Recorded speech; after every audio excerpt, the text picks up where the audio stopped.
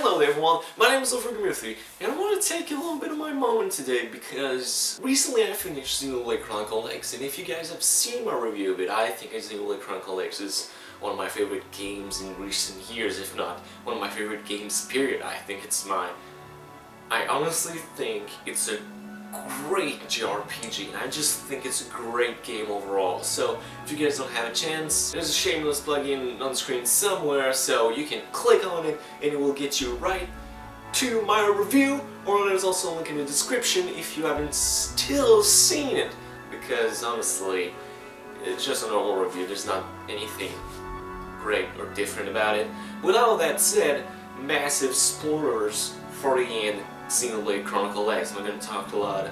If you don't even know what happens in the end, you're going to get lost in this video, because I'm going to talk about prophecies, I'm going to talk about the people in it, I'm going to talk about what happens to people, what happens with certain characters' interactions, overall story, plot, you know, just a bunch of spoilers. You had your warning? Let's go. First off, the ending fucking sucks. I mean, it's better overall. There's a fake out. Okay, so if you guys don't know, there's 12 main chapters in this game. 12 main chapters of you recovering the life hold in the game so you can recover your real body. That's what happens in the game. So you just kind of go crash on a little planet and you gotta get your real body that is in the life hold core, because if it powers back, since everyone is actually controlling their copies of their real body from that life hold core, if that life hold core doesn't have any energy back, then you can't control your real body, so then you'll die. And at the end of the game, when you get to the life hold core, the big-ass villain that we got that barely any screen time in a fucking JRPG that I put over 100 hours in just the main story, just shows up with this skill that doesn't mean a goddamn shit in the overall plot of the story. Seriously, what is that skill doing there? He just swoops in and he starts to stop us from recovering our real bodies, which is something he said throughout the course of the story. He doesn't do shit with it. We just kind of beat up this guy, and then he's like, oh man, no, the prophecy, the Sumerians were right, you are the descendant, now we are, you know, it just doesn't make any sense. Oh, we are the slave of the Sumerians, and you are the descendant of the Sumerians, so I must kill you because you're superior to us. Although I have a far greater army and I can do my own thing in my own part of the universe, since you want peace. I don't know why you're specifically the disease, it's never really explained. Look, some motivations are overall pointless in the story. You could completely remove it out and you still have the final problem of the end twist, and it looks sort of useless in this game. There's far much more interesting characters, such as the Rothian in general. The Rothian people are much more interesting. Like, the second that you meet Luxor, he's fucking pointless. Like, he's just pointless. He brings nothing but being a huge dick. He doesn't give you any kind of information whatsoever. He doesn't lead to any exposition, he's just there to be an obstacle. That's it. But okay, the ending, let's get back to it. Like I said, the skill is something that is brought up in this game many times. The characters even say, look, it's the skill that they stole from us and we stole from the indigents. And yeah, that's it. It's never really told what the skill is, why it's so important. I guess it's a vessel to Great One, like Luxor explained, but again, he doesn't really tell us who the Great One is and why does he need a vessel, especially since he can use this skill to fight us without necessarily being authorized by the Great One, because I think he's a god figure? You see, that's why I think this is very interesting as an ending, because there's so many questions and it sets up this incredible sequel. But at the same time, I honestly cannot see a sequel to this game. There's plenty of other questions like this. For instance, at the beginning of the game, like the very first thing, the very first cutscene, you see two alien species just collide together in a war above Earth. Earth has, I guess, seen this in advance, and because of so they created Project Exodus, which basically launched huge spaceship into space so they can colonize another planet. I mean, from there, you kind of get it. You're into it, but you're like, who are these two species to get together? And one of the spaceships goes to space and our planet Earth blow up, and then they rightfully say in the beginning cutscene, 2 years later, our past caught up with us since one of the alien species came back to kill us. What was that other species? Well, they actually kind of answer it in the ending, being the Samarians. The Samarians are supposed to be, I guess, this godlike figure, which may be a reference to being the Great One from the Ganglion Luxor, but then again it's never explained. The Samarians are basically the godlike figure of this game, basically. They're a far superior alien species as far as I get. Apparently with the descendants of it, they protect us because they want us to be protected so we can advance our civilization better, or to be slaved by us, or to represent them, or have any communication with them. The Samarians are the ex machina of this game. They just appear because we need a reason for you to be fighting this dude. And I don't get it. I don't get it. The story was so good up to this point. You got something set up, you got lore, and you choose to basically ask more questions than to resolve any of them. You could have said something like, the Samarians created us so we can be enslaved later on, or that we can be this thing that serves as a vessel for the Samarians later on. That would have explained so much more why the Samarians were there to begin with, and whether they could be a part of the story or not. Because as the main story is concerned, it's just us, you know, the humans in this robotic body to get our real bodies back. And, you know, if the Samarians came in and were stopping that because they want us to be the vessel for them, that would have made so much more sense than just having the Ganglion come and be like, I hate you because you're the descendant of Samarians. Like, the Samarians are just a big ex machina in this game. Like, they don't mean shit. They don't mean shit. You know, just little things like that just bothers the fuck out of me. This game, I really think it's great, but the ending just splat out everything. You had all your cards played, and you were like, here's my new end. Okay, I'm losing it. I need to keep focus. Samarians are bullshit. There's one good thing about the ending though. When you first hit chapter 12, it's revealed that Elma is an alien, which was predictable as fuck.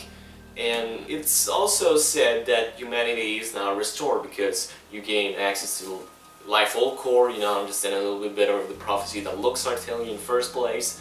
So it has a greater context, but it's still pretty split.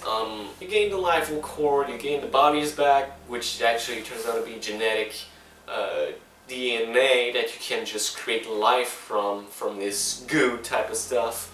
And yet they don't make any of the bodies bring back until the secret twist ending.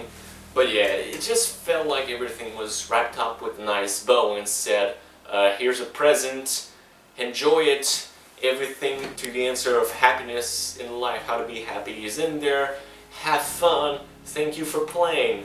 And it just seemed far too good to be through in my mind. Most of it I'm like, okay, that's cool, I get it, that it's wrapped up in a nice bow, but it's a bit too happy, you know? It's a bit too squeaky clean. There's no real damage done here, exception that Elma is now an alien, which was very predictable because of how many times they jinxed it in the actual story. At that point I was like, this ending's bad? Why would you wrap up the story like this after you set up like something like the Samarians and creating life within the Life All Core of all the genetic DNA of the entire planet, animals, plants and humans inside of it. It just felt a bit weird. And then came the ending twist.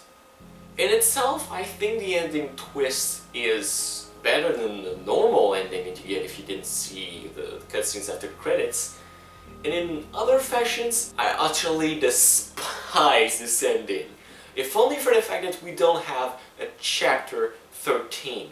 If we had another story chapter, it would have resolved every fucking thing, and it just bothers the fuck out of me. So the ending twist is basically that for the humans to live or actually to control their body, it's being controlled mentally from apparently their genetic DNA, the way it's set up. It's kind of fucked up at the end because how they say is that real body is actually able to control all the others, but it's actually genetics that's controlling them and their cyber bodies.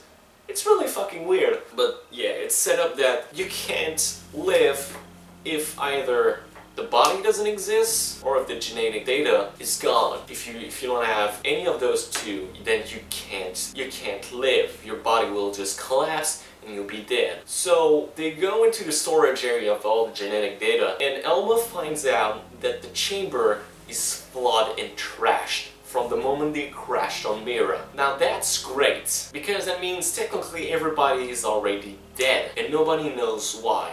And they've kind of set it up early on because they can actually talk to all the xeno life forms, as they call them, basically aliens and indigents or intelligent life forms on Mira, and it can communicate without any problem, without any translation. It's like they all know English, and it set it up like maybe it's the atmosphere or something about Mira that makes it so that we can't communicate with them without any trouble. It's kind of weird that we can do that. Mira has a weird atmosphere, and they kind of set it up like this.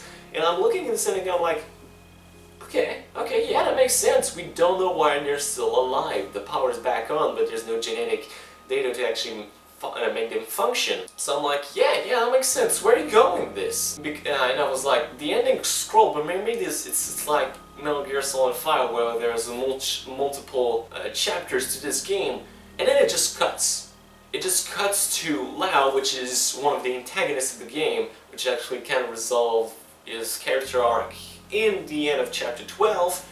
He's lying on a beach, unconscious, and I don't know how he reverted back to his Mimosum body. I mean, last time we saw him, he was a genetic monster, so it just kind of feels weird to me. But basically, he's lying on a beach, naked, and there's a man coming over him. He's got his eyes shut, and then just as per usual, as the cliche will let you have it, he opens his eyes, cuts to black. The story never really ends. That's the last line you get in terms of main story mission in this game. Why would you do that? You don't resolve anything and you don't really say anything with that. You're basically telling them that it can't die. And in my mind, I'm sitting here going like, is this game a dream? Because it's the only way I can see it. Why would they still be alive, first off? You had a great setup for another story mission. Like, they're still alive, but we don't know why. There's no genetic data to control them, although the power is back on. So you're clearly saying that Mira has an effect on every living thing in this planet, just as we can talk to, the other xenolife forms, and so can't do shit about it. You had this great setup. You had Lau coming back, which, I'll be honest, I think is a good character. Not great, but good, decent. And he just cuts like it's being the cycle of life.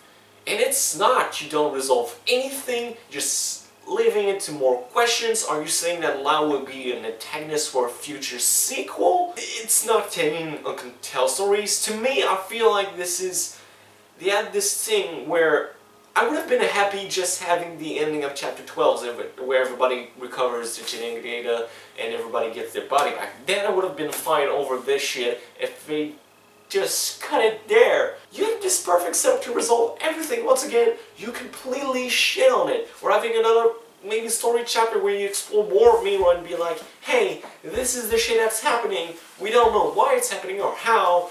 You just have to deal with this shit. And why is it like that? I don't get it. And it fucking sucks. The ending fucking sucks in this game. No matter which one you think is better, it still stinks real fucking bad. As for now, I don't get it. I really fucking don't. There's so much things that needs answers. Does the Samarians actually have an effect on Mira? Are the Samarians originator on Mira? I don't know. And there's so much question I want to be answered, and there's Not too many unanswered questions, too many things that need to be answered. We're also telling a new contained story this time around if you do a sequel, and I just cannot see this game as a full-fledged story unless I see the bigger picture of a sequel or maybe more games. It's better than Xenoblade Chronicle, but it's still really fucking bad.